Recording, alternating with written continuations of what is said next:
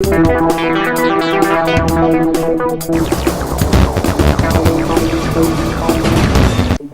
et messieurs, merci de vous informer sur notre canal.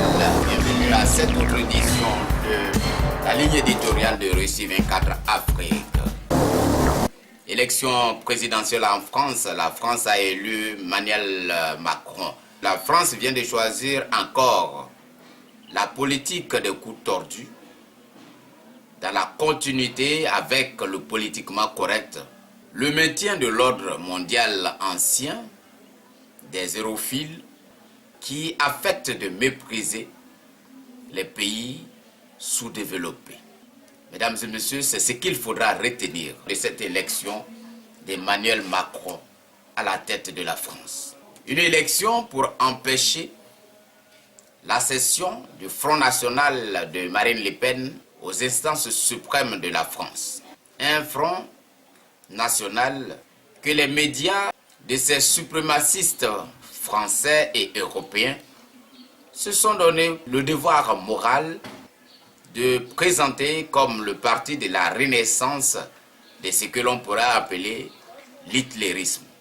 Nous ne voulons pas de la guerre civile, se presse-t-on de dire. Dans cette classe des zérophiles français, de cet ordre politique qui n'a de cesse de s'aimer guerre, famine, pauvreté et autres désolations dans le reste du monde.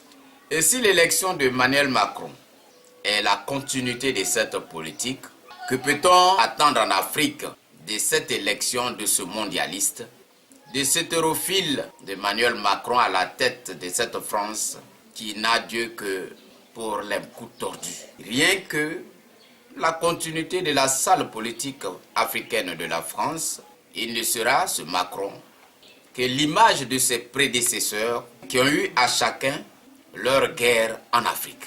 Chirac s'est fait le devoir d'armer les populations du nord de la Côte d'Ivoire pour en faire des rebelles malgré elles, afin d'imposer à la Côte d'Ivoire une guerre civile juste pour la tête et le nez de Laurent Gbagbo qu'il n'a jamais accepté à la tête de la Côte d'Ivoire. Et il a fait ses morts, il a fait ses victimes à Bouaké, à Guitrozon, Petit Okoué, et partout dans ce pays, la Côte d'Ivoire, au vu et au su de la dite communauté internationale et au néo à la barbe de l'Organisation des Nations Unies, se plaît-on de dire, l'ONU, qui n'a osé lever, il faut le dire, le petit doigt, ne serait-ce que pour condamner ces massacres des populations ivoiriennes du sud, de l'est et de l'ouest du pays.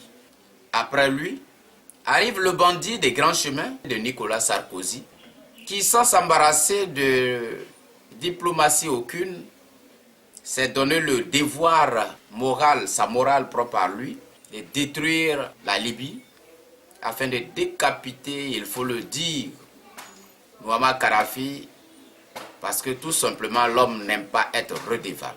Aussi cet homme, ce Nicolas Sarkozy, se fera le bon devoir d'engager l'armée française à travers la Licorne et l'armée onusienne, l'ONUCI en Côte d'Ivoire, dans une guerre pour, dit-on, imposer la démocratie et la paix dans ce pays. Un raisonnement et un comportement bien apagogique, dira-t-on, dans les classes de philosophie. Une bien fâcheuse façon de comprendre les choses et de vouloir imposer la paix par la guerre et la démocratie par le renversement d'un régime démocratiquement élu à la tête d'un pays. Sinon, comment peut-on vouloir de cette façon imposer la paix par la guerre, la démocratie par le désordre? Ces crimes sont restés véritablement impunis.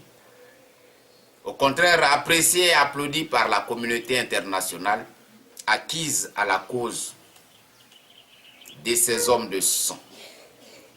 Alors, mesdames et messieurs, comme Chirac, Sarkozy, tout cela coule très douce, sans rien craindre, de la communauté internationale et de ses tribunaux et de ses cours, dit-on, pénales internationales. François Hollande. Bien que fin dans ses pratiques, l'homme semble arriver à faire croire qu'il ne peut être celui à qui on peut imputer certains crimes et certaines guerres.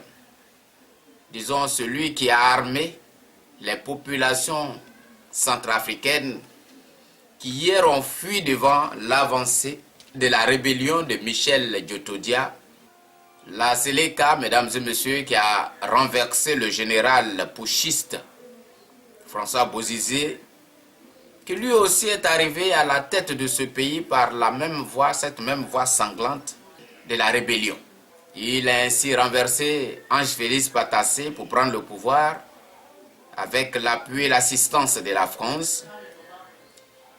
Et François Bozizé verra à son tour son trône ravi par un autre entraîné, il faudra ajouter, par la même France, Michel Djotodia.